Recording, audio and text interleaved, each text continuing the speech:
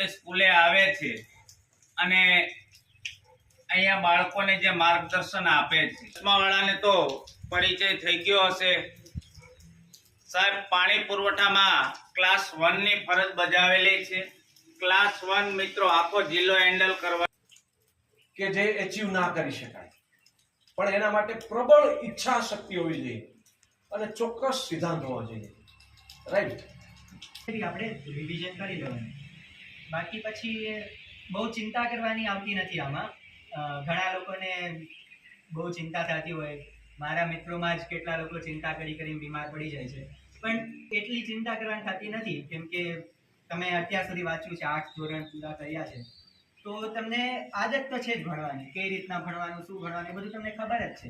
અને બહુ અઘરું નથી હોતું આ બધી વસ્તુ.